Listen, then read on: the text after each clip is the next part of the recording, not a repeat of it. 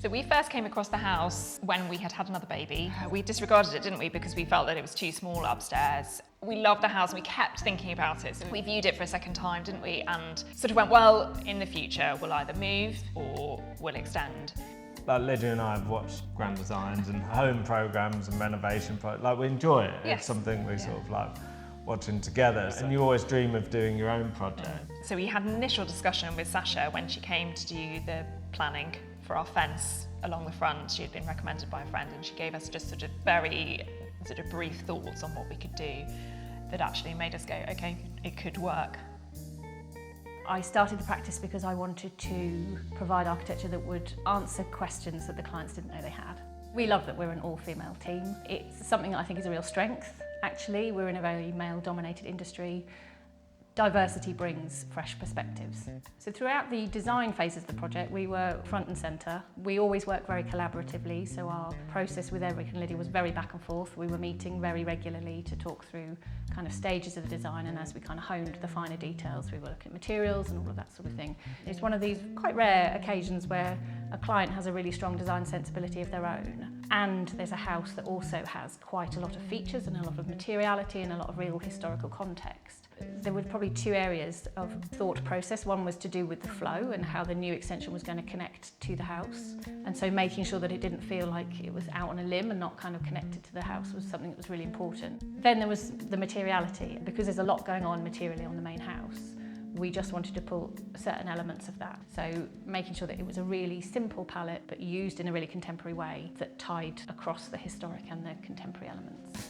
So this kind of block along here with the bedrooms was really a reflection of those outbuildings that were already here, and the kitchen block mirrored this existing single-storey block that had the garage in it. I didn't want to have a jarring contrast between the old building and the new. I knew that she would, through the project she's done before, she'd reflect some of the details, and you can certainly see that, you know, in so many elements of the extension. She uses the influence from the old building so that it looks new, but it also looks like it's connected.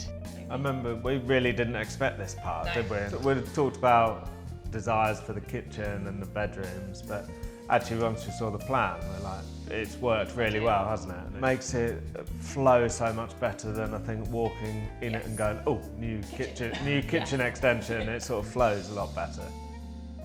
The stepped skylight is one of my favourite parts of it. It adds so much interest to what could have been just a plain sort of flat ceiling into a skylight. It is a detail that's sort of reflected in so many different places. It's reflected around the fireplace, outside. I love the small nuances that she's managed to create.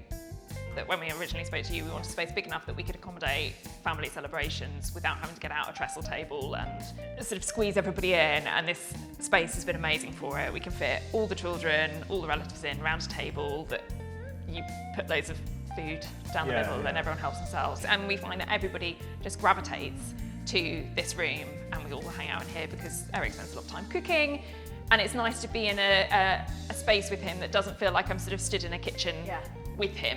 It's our family, our main family space. We finished nearly 2 years ago now, and I can still walk into this space and get like little butterflies of, it's ours, this is our family space, you know, it still feels really exciting, and I'm sure that will continue. But it's very much like our identity as well, isn't it? I think that's what's nice. It doesn't feel like we've just hired someone to create a space that we're like, oh, that's then cool. We felt like we were very much involved in it, didn't we? Yes. Well, I definitely would recommend Liv Architects to anybody, and I have done several times. The process was so easy. Our expectations were certainly exceeded on what's been designed for us. Her attention to detail, and she's ambitious and wants to produce brilliant work, and that's make sure you work with really good people. It didn't feel like it was just another project to them. They made it feel like they were working on our home, you know, and that was really important. So it's the space that has been created from what they've designed is amazing. We're so happy. It's a bit emotional sometimes, actually, because you work with people who you get to really know and to really like, and you are creating something that's incredibly personal for them, that makes a real human level difference to them and their family. So to be able to come back and visit them and see what difference it's making to their lives and how much they're enjoying it is incredibly rewarding.